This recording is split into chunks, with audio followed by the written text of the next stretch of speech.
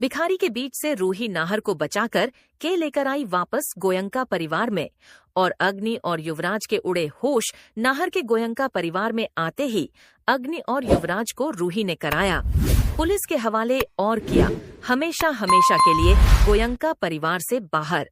जी हाँ दोस्तों, जब रूही असली नहर को गुंडों से बचकर के गोयंका परिवार में लेकर के आती है, तभी सभी लोगों के होश उड़ जाते हैं और अग्नि और युवराज को लगने लगता है कि यह असली नहर कहाँ से आ गया। तभी अग्नि को यह लगने लगता है कि अब उसका प्लान फेल होने वाला है, इसलिए वह युवराज को गोयंका परिवार से हमेशा हमेशा के लिए बाहर जाने के लिए बोलने लगती है। लेकिन युवराज बोलता है, नहीं, मैं गोयंका परिवार को छोड़ करके बाहर तब तक नहीं जाऊंगा जब तक कि सारी प्रॉपर्टी मुझे मिल ना जाए।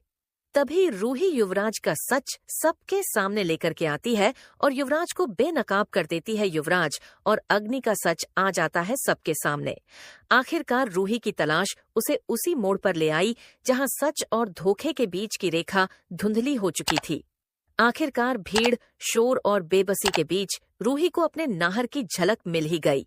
आखिरकार एक छोटी सी निशानी ने वो राज खोल दिया जिसे हर कोई छुपाने में लगा था, और आखिरकार वही अंगूठी बन गई सच और झूठ के बीच की सबसे बड़ी गवाह। गाइस, आज की कहानी में इमोशन, ड्रामा और सस्पेंस का ऐसा तड़का लगने वाला है कि हर सीन आपको हिला कर रख देगा।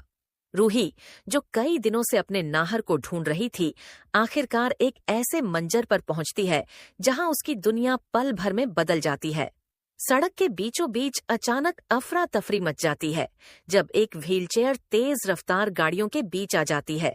लोग चीखते हैं, गाड़ियां ब्रेक लगाती हैं, लेकिन कोई आगे बढ़ने की हिम्मत नहीं करता।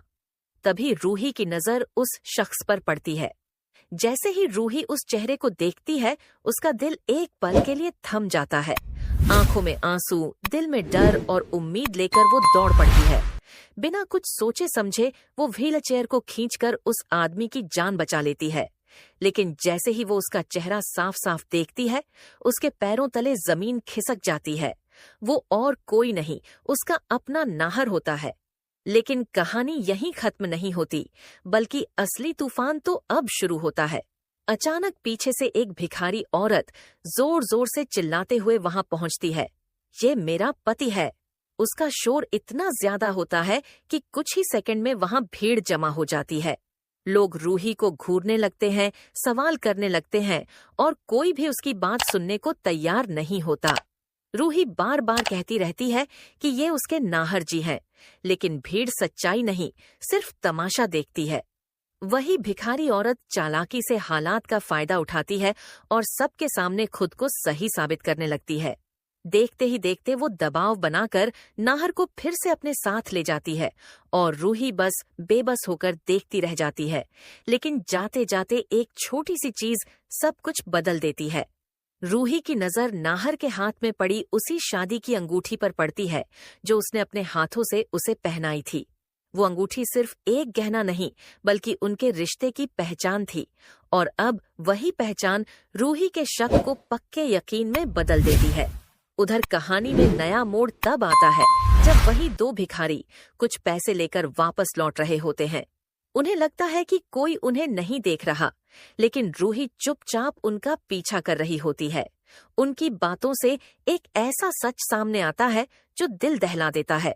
नाहर को जबरदस्ती भिखारियों के बीच रखा गया है और उसके पीछे एक बड़ी साजिश छुपी है। अब रूही का गुस्सा और हिम्मत दोनों चरम पर पहुंच जाते हैं। वो सीधे उस भिखारी औरत के पास पहुंचती है और इस बार बिना डरे, बिना झुके अपने नाहर को वापस मांगती है। लेकिन सामने वाली औरत भी कम नहीं होती। वो गुस्से में चप्पल उठाकर रूही पर हमला करने दौड़ पड़ती है। सड़क पर फिर से हंगामा मच जाता है, लोग इकट्ठा हो जाते हैं और माहौल पूरी तरह बेकाबू हो जाता है। अब सवाल ये है कि क्या इस बार रूही सिर्फ अपने जज्बात नहीं, बल्कि ठोस सबूतों के साथ अपने नाहर को गोयंका हाउस वापस ले जा पाएगी, या फिर एक बार फिर सच्चाई भीड़ के शोर और झूठ के बोझ तले दब जाएगी। कहानी का अगला मोड़ और भी खतरनाक होने वाला है, क्योंकि अब ये सिर्फ एक पत्नी की तलाश नहीं, बल्कि सच को सामने लाने की जंग बन चुकी है।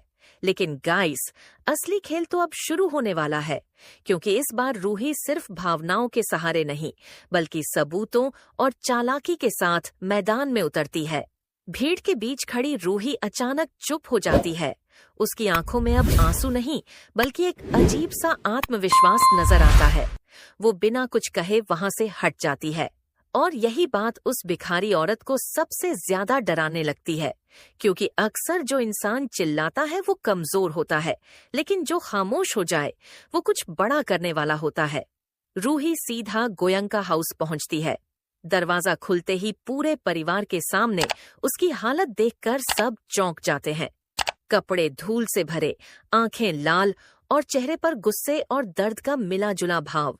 जैसे ही वो अंदर कदम रखती है, सब उससे सवाल करने लगते हैं, नाहर मिला या नहीं? रूही बिना वक्त गंवाए सबको एक ही बात कहती है, नाहर जिंदा है और वो हमारे पास वापस आएंगे। ये सुनते ही पूरे घर में सन्नाटा छा जाता है। कोई यकीन नहीं करता, लेकिन रूही की आंखों में जो यकीन होता है वो सबको सोचने पर मजबूर कर देता है। तभी रूही अपना फोन निकालती है और एक रिकॉर्डिंग प्ले करती है। वही रिकॉर्डिंग जिसमें वो भिखारी आपस में बात कर रहे होते हैं। दोस्तों, अगर आप लोग भी रूही और नाहर को पसंद करते हैं तो अभी के अभी इस वीडियो को एक लाइक करके चैनल को जरूर से जरूर सब्सक्राइब करें। हर शब्द, हर आवाज साफ सुनाई देती है।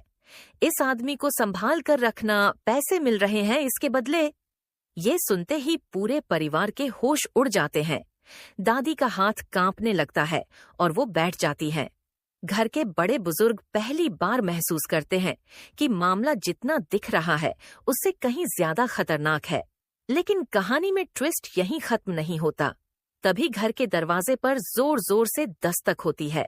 दरवाजा खुलता है और सामने वही भिखारी औरत खड़ी होती है, लेकिन इस बार वो अकेली नहीं होती। उसके साथ कुछ खतरनाक लोग भी होते हैं। वो अंदर आते ही रूही पर उंगली उठाकर चिल्लाती है, बहुत बड़ा खेल खेल रही है तू। अगर अपने नाहर को जिंदा देखना है तो पीछे हट जा। पूरा परिवार डर जाता है, लेकिन रूही एक कदम भी पीछे नहीं हटती। वो सीधे उस औरत की आंखों में आंखें डालकर कहती है, अब ये खेल खत्म होगा और सच सामने आएगा। तभी अचानक उन लोगों में से एक आदमी गुस्से में आकर रूही को धक्का देने की कोशिश करता है, लेकिन तभी कोई उसका हाथ पकड़ लेता है। सबकी नजर दरवाजे की तरफ जाती है और वहां खड़ा होता है एक अनजान शख्स। उसकी एंट्री ही पूरे माहौल को बदल देती है। वो धीरे धीरे अंदर आता है और कहता है, अब ये मामला सिर्फ घर का नहीं, कानून का है। गाइस, अब सवाल ये उठता है कि ये नया शख्स कौन है? क्या ये रूही की मदद करने आया है या इस साजिश का एक और हिस्सा है? और सबसे बड़ा सवाल, क्या अब सच सबके सामने आएगा या फिर एक और नई साजिश कहानी को और उलझा देगी? लेकिन गाइस, जिस शख्स की एंट्री ने पूरे माहौल को बदल दिया था, उसकी असली पहचान अब सबके सामने आने वाली है और यहीं से कहानी लेती है एक ऐसा मोड़ जो किसी ने सोचा भी नहीं था। वो अनजान आदमी धीरे धीरे आगे बढ़ता है और सबकी निगाहें उसी पर टिक जाती हैं। उसकी आवाज भारी और आत्मविश्वास से भरी होती है। मैं क्राइम ब्रांच से हूँ और काफी समय से इस केस पर नजर रख रहा था। ये सुनते ही पूरे गोयंका हाउस में सनसनी फैल जाती है। रूही एक पल के लिए चौंकती है, लेकिन फिर उसे समझ आता है कि शायद उसकी लड़ाई अब अकेली नहीं रही।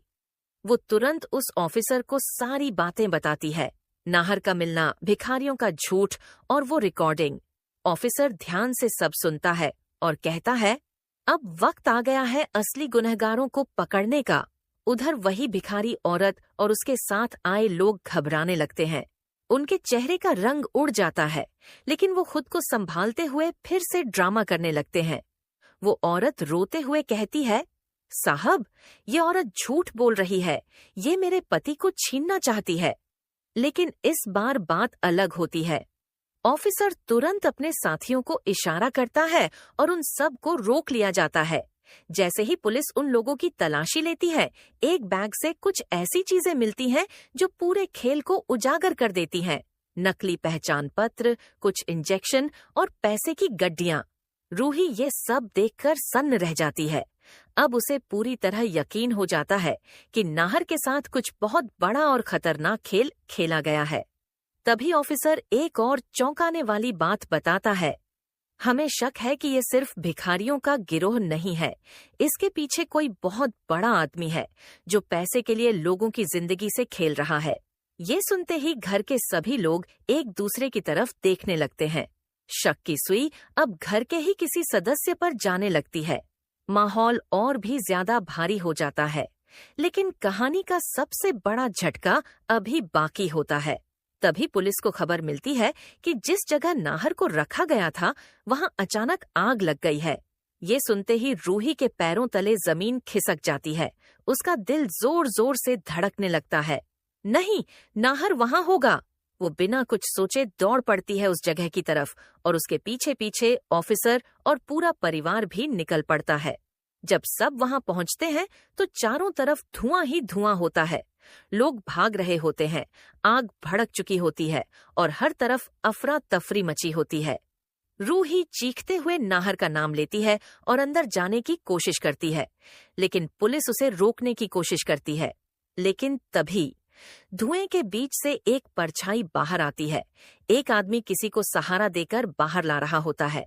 जैसे ही वो पास आता है, सबकी सांसें थम जाती हैं, क्योंकि उसके कंधे पर वही शख्स होता है, नाहर। रूही की आंखों से आंसू बहने लगते हैं। वो दौड़कर नाहर के पास जाती है, लेकिन तभी एक और बड़ा ट्विस्ट सामने आता है। नाहर की हालत बहुत खराब होती है और वो होश में आते ही सिर्फ एक नाम लेता है, वो घर में ही है। ये सुनते ही सबके चेहरों पर डर साफ नजर आने लगता है। अब सवाल ये है, आखिर वो कौन है जो घर के अंदर रहकर ही ये सब साजिश रच रहा है? क्या रूही अपने ही किसी अपने से टकराने वाली है? और क्या नाहर पूरी सच्चाई बता पाएगा या फिर एक और खतरा उनके सामने खड़ा है?